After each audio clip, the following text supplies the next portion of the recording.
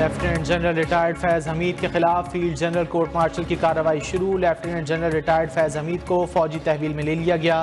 ISPR के मुताबिक supreme court के हुक्म पर टॉप सिटी केस में शिकायत पर इंक्वायरी की गई। तहकीकात के बाद आर्मी एक्ट के तहत कार्रवाई शुरू की गई। रिटायरमेंट के बाद भी पाकिस्तान आर्मी एक्ट की खिलाफ वर्जी के मुतादिद वाक़यात सामने आए। साबिक DG ISI के खिलाफ पाकिस्तान आर्मी एक्ट की दफात के तहत मुनासिब इंज़िबाती कार्रवाई का आगाज़ कर दिया गया।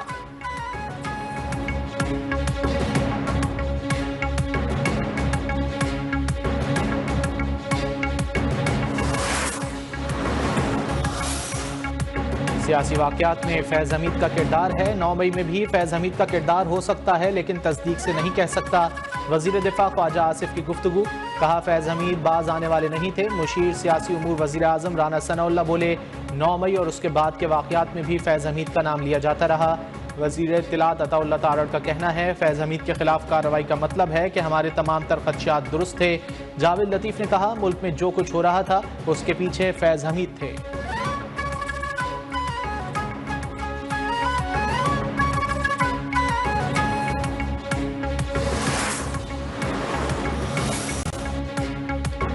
वज़ीर-ए-आज़म शहबाज शरीफ की ज़ेर सदारत वफाकी काबीना का इजलास। मुल्क की मजमूई माशी और सियासी सूरत हाल पर गौर किया जाएगा।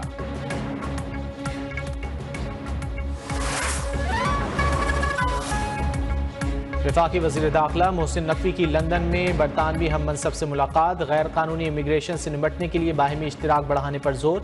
मोहसिन नकवी ने कहा सोशल मीडिया के जरिए तशद्दुद पर उकसाने वालों के लिए कोई मुआफ़ी नहीं होनी चाहिए। बरतानवी वज़ीर दाखिला की पाकिस्तान के साथ मुख्तलिफ शोबों में ताउन जारी रखने की यकीन दहानी।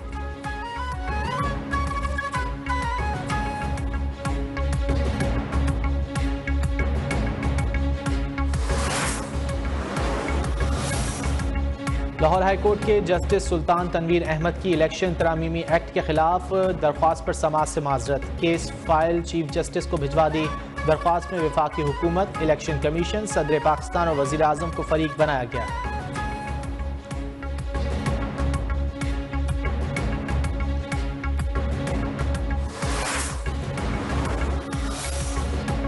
हुकूमत को टफ टाइम देने के लिए अपोजिशन इत्तेहाद का अहम इजलास। महमूद खान अचकजई, मौलाना फजलुर रहमान, बैरिस्टर गौहर, असद कैसर, उमर अयूब, शिबली फराज, असलम गौरी और दीगर की शिरकत।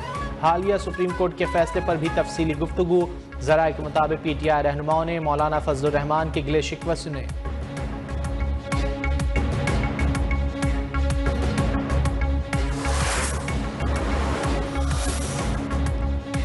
टैक्स नेट को बढ़ाने पर किसी को एतराज़ नहीं, लेकिन सारा बोझ तनख्वाहदार तबके पर कबूल नहीं। अमीर जमात इस्लामी हाफिज नईम की प्रेस कॉन्फ्रेंस, कहा पाक ईरान गैस पाइपलाइन पर काम नहीं किया गया। पाकिस्तान में मौजूद वसाइल को तबाह किया जा रहा है। पाकिस्तान को तेल की स्मगलिंग से 250 अरब रुपए का नुकसान हो रहा है।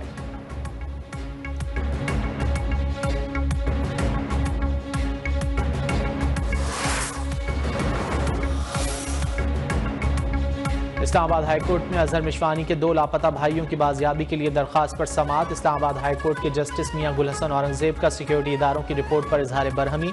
तौहीन अदालत की कार्रवाई का इंदिया। सेक्रेटरी दिफा, दाखिला, IG इस्लामाबाद, DG FIA 15 अगस्त को तलब।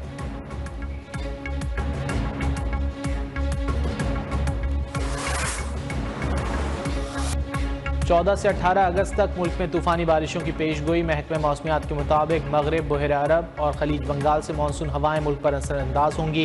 इस्लामाबाद, पंजाब, सिंध, खैबर पख्तूनख्वा, बलूचिस्तान, गिलगित बल्तिस्तान और कश्मीर में मूसलाधार बारिशें मुतवक्के। 15 अगस्त की शाम या रात से 18 अगस्त के दौरान सिंध के साहिली इलाकों में मतला अब्र आलूद रहने के अलावा हल्की बारिश का इम्कान है।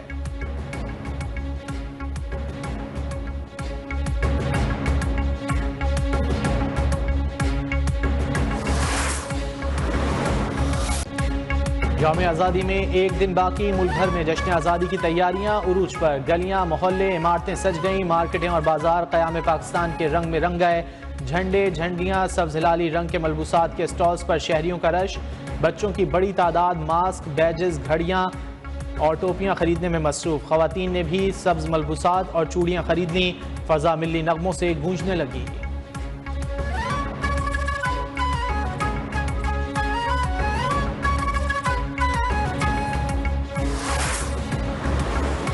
यौम आज़ादी के मौके पर पाकिस्तान मिलिट्री अकेडमी काकूल में आज़ादी नाइट परेड की तैयारियां मुकम्मल। Chief of army staff general Asim Munir मेहमान खुसूसी होंगे।